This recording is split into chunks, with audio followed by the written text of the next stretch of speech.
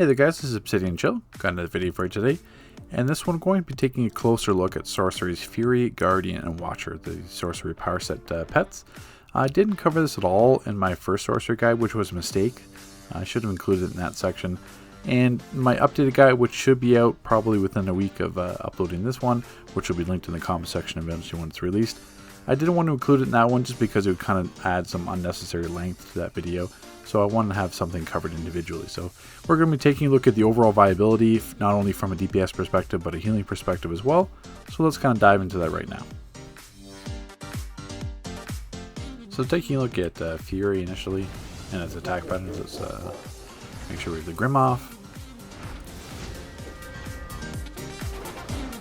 So you can see Fury is going to be Hand Blaster, is going to do the initial transmutation attack, and then go into Hand Blaster patterns. The issue with Flurry being these are single target attacks. The only AoE attack will be that initial transmutation, and then it's doing Pulse Beam. The Solar Flame is not AoE either. It's only going to be single target. So that's the one issue with Fury right off the bat, is that it's not going to be attacking AoE. It's only going to be attacking the target that it is listed upon.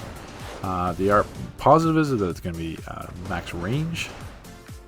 So you don't have to worry about it diving in and necessarily dying, but it does die all the same as well. Same thing if I give it some power here, it's going to do another transmutation right there. Same thing if you keep hitting offering, once it's at full power, it's going to do transmutation, and that uses the entire bar.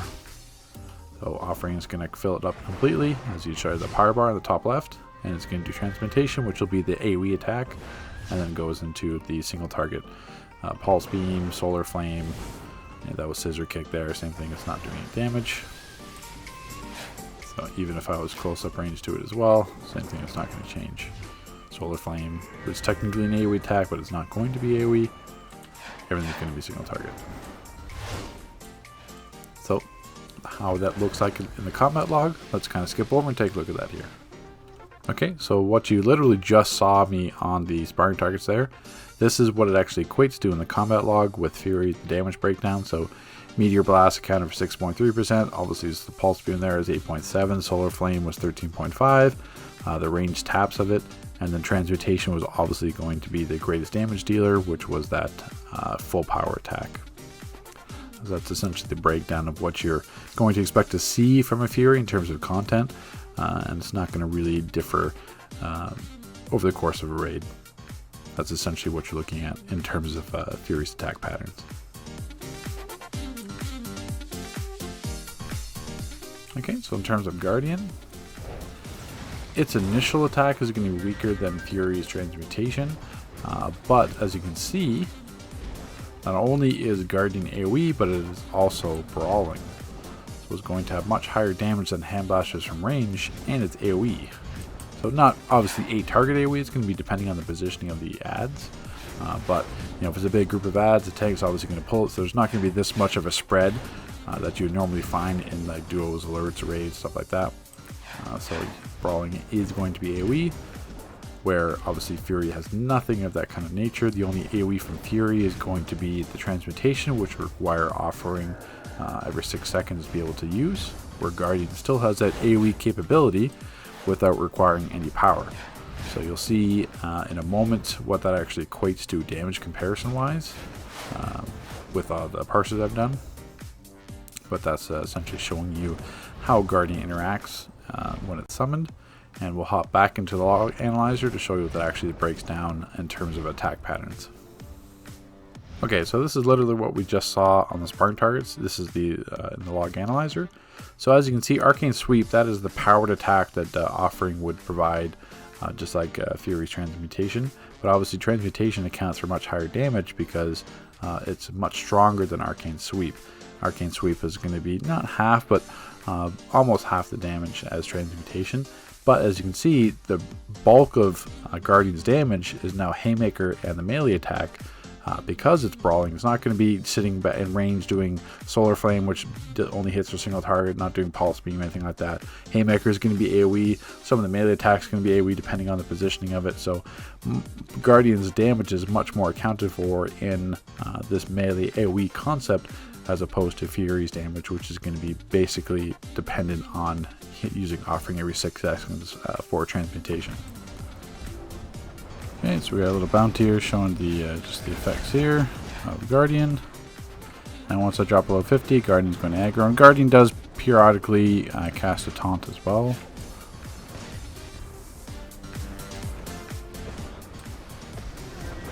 So you should see it. Yeah, cast the taunt, switch on Guardian, and it gives me a little bit of a breather to attack. So obviously Guardian will do that more frequently with power, but obviously I'm not running offering for Guardian's sake. As you saw in the footage, in terms of the breakdown of the damage, is not even worth it. But, you know, a nice little bonus, you know, in addition to having Guardian out over Fury, is that you'll have that taunt. So I can just desummon it, summon it again. Now it has full power. As you saw, Guardian's got full power. It's going to taunt for me. Now it's attacking Guardian. So that's just showing off the effects of the taunt on Guardian. As well, you can see, even though Guardian is taunting, it's still fighting back. Go back for you. So it's a little bit easier to show if I take off the Grim damage, actually. So you can see, despite Guardian taunting on my behalf, it's still attacking the entire time. So it's not like there's a break in the damage at all with that. So as you can see, like the passive damage from Guardian without offering is much higher than that of Fury. But even though Guardian's taunting and giving me some reprieve while I fight, it's still attacking the entire time. So it's still having that higher passive damage. So it's still, you know, everything kind of points towards, you know, Guardian being the better choice. Okay, so taking a look at the overall numbers. So we've got Robot Sidekick from range, melee, and the Granorum artifact as a baseline. So I've done 5 parsers at 60 seconds each, so that's 5 minutes of DPSing, and then taking an average. So this is at CR 295. So Robot Sidekick range was about 120,000 averaged out. Robot Sidekick melee range was about 200,000. And the Granorum, this is at 160, so this is going to be the AoE. It's still a single target beam, it's just AoE PI setup. If you're curious what the artifact rank was, not that the artifact rank affects damage, but it's 122. So now we get into the actual sorcery pets. So we got Fury. This is baseline Fury. This is no offering. This is just Fury, just as an extra added pet on your loadout. And as you can see, it itself is lower than having Robot Sidekick at range. So as you saw from the previous footage, Fury only attacks by like pulse beam or like range blast. If you're not powering it, then it's not going to be able to do transmutation, which is the AoE attack. In fights where you don't have, in fights where you have some downtime, you can desummon it and resummon it. If you desummon or resummon Fury or a Guardian or any of the pets, it'll resummon with full power, so it'll do transmutation. But at the same time, that only works for if there's a break in the fight of at least 3 seconds to be able to desummon it and resummon it back again. Which only buys you that 1 transmutation anyway, and then would be back on 0 power, not gaining anything.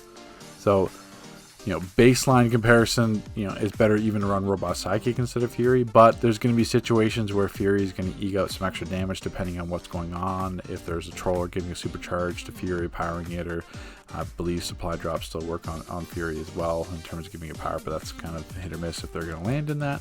So Fury still technically would win out just because it's only 20k damage difference, and Fury has some other opportunities to make up some of that damage. But as you can see, the damage on Fury itself without offering or anything else is subpar.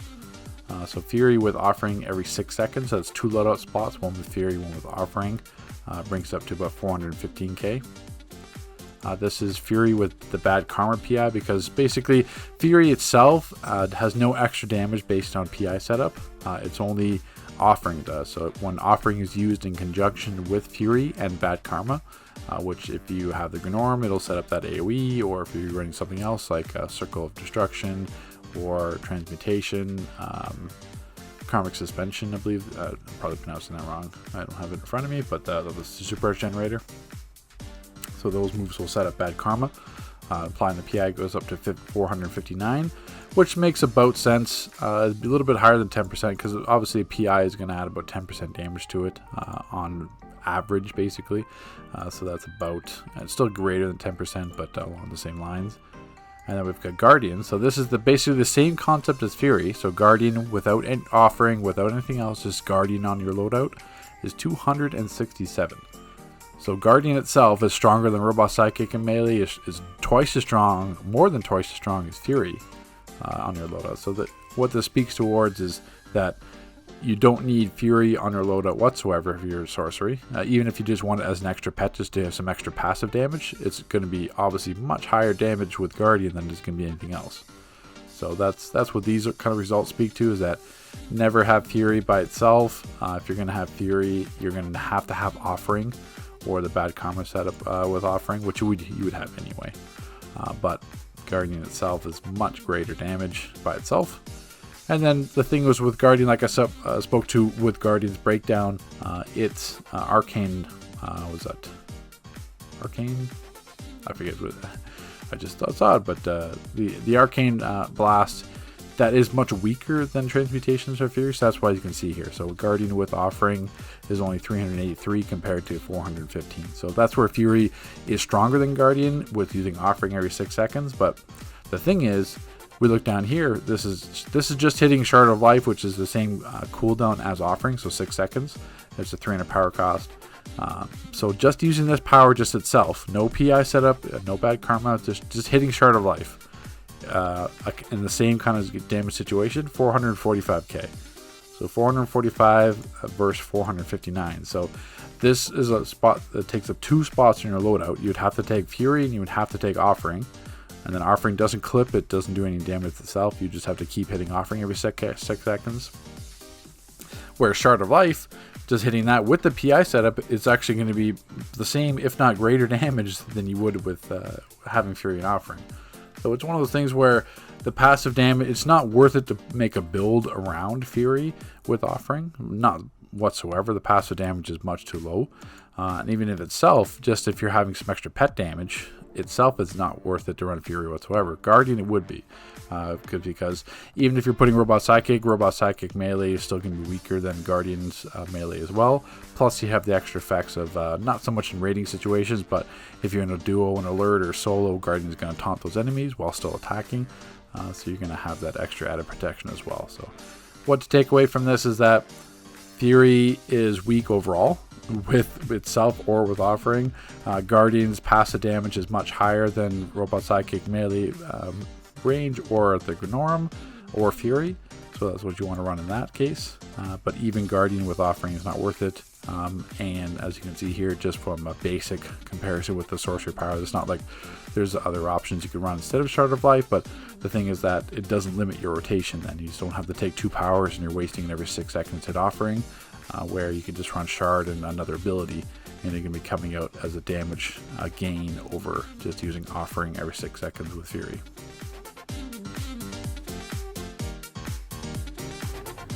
Okay, so on to the Watcher section of the video.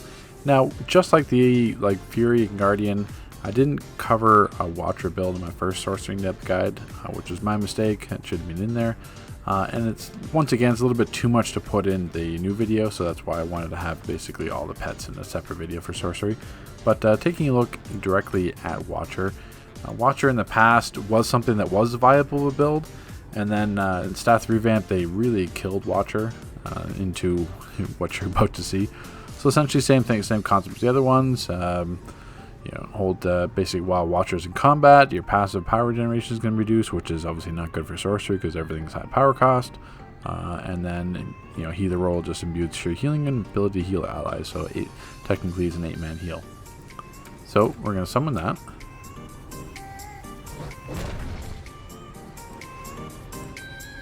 So we're actually going to wait to get its power back up because it's wasting power. Okay, so now we're going to empty myself here, and you can see the initial couple heals.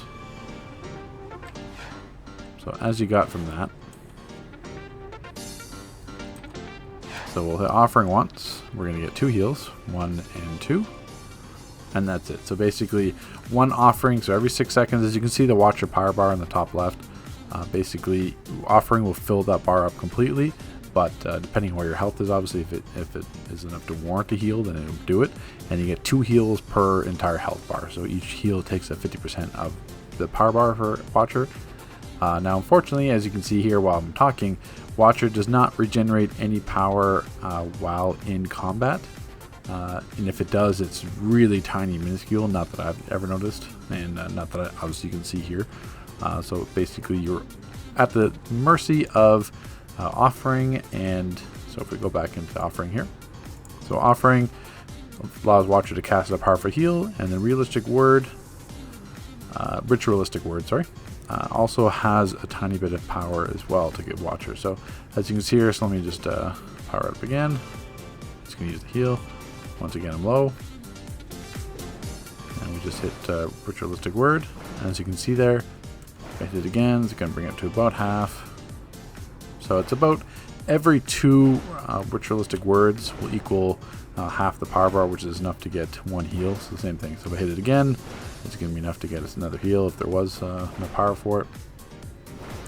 And obviously, ritualistic words a 3-second cooldown compared to offering, which is 6. But I mean, obviously, there's so much more advantages to a ritualistic word.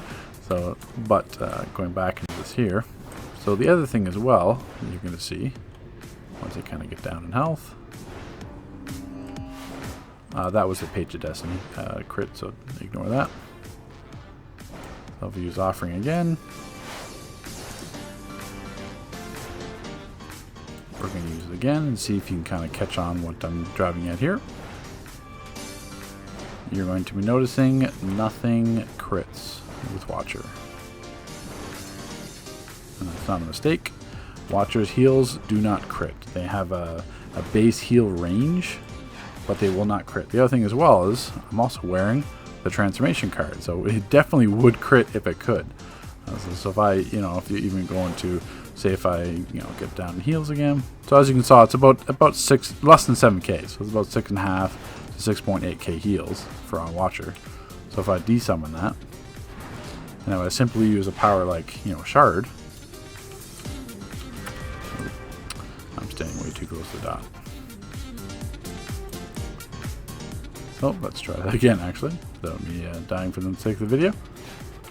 Okay, so I pop Shard. Initial 10k heal, 2k, and then just a little bit less than thousands because I'm wearing the transformation card, so that if I did take that off, because I'm dealing with that 20% reduced damage. So if I put back on like Soul Cloak, then Shard's actually going to be same thing, about 11k, and then each one's about 2k, and the base healing is about 1k. And this is all at about 37,000 resto. So at 37,000 resto, same thing. Watcher's only like that 6k heal. So even if I do something like, transmutation, I'm still getting almost 12k, which is 1 transmutation, 3-second cooldown, is the same healing you would get from using Watcher and offering. So that's the other thing too as well, is if you're going to want to run a Watcher build, you have to run offering as well. So that's 2 abilities gone in your loadout, just for, a 6k heal, 8-man heal, ever so often. Every 6 seconds you get 2 of them. And that's not accounting for Watcher dying, or being susceptible to death, because obviously offering's not going to shield it or anything like that, just providing power. So it's not ideal, that's for sure, compared to so many other options we have. So it's just that the healing is nowhere near acceptable limits. You can just sit and use other powers like Shard and even Transmutation, Soul Bolt, or pretty much anything. So anything that you can heal with is going to be stronger than Watcher's 6k heals. So despite it being an 8-man heal, it's the same thing. If depending on the group situation, because obviously Shard's only going to heal near allies, same thing with Soul Bolt. But if it's a dog pile and adds and the whole group's together, then you're still going to get more healing from Shard than you would from using Watcher and offering. And not to mention situations like, say, in P set E or something like that, where there's a big wipe dot or a constant dot, like in Hive, you're going to have Watcher constantly dying as well, because it's not going to be shielded.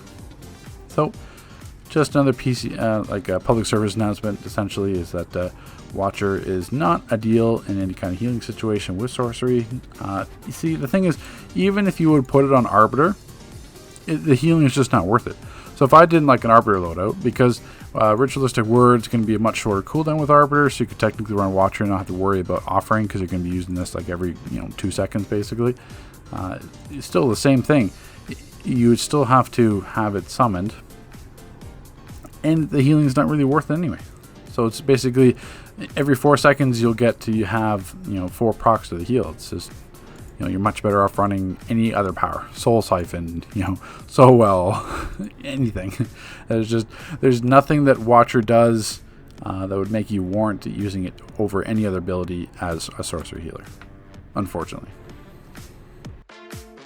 Okay, so another issue with Watcher, as you can see, I'm banishing and resummoning it. In that top left hand corner, there's no UI for it. I hit escape a few times, it's not clear in the UI. So not only do we have weak Watcher heals, as you saw previously, but there's also the same bug that persists with kind of with Earth's Brick as well, where it doesn't show up in the UI at all, so you have no idea its power state, its health state. You have no idea if it's actively working. All you can do is hit offering and hope that it actually properly heals, which it seems to be doing. It's still giving the heal, but obviously it's giving the non-crit 6k base heals in a raid format. So even before you saw me at like 37k resto in Doom Metropolis with the 6k heals, it's about similar healing even in a raid format where I'd have augments. I'd have on a neutral soda as well, so I'm sitting closer, probably like 45,000 restos, and it's still doing the same thing, like the 6,500 base heal with no crits. So just another detractor for Watcher. You can have the UI bug with a pet, and it's at this point I'm not sure how to clear it. You'd have to either relog or maybe ditch out of the raid and come back, because usually banishing it, resummoning it, clearing the UI would work, but in this case it does not with Watcher.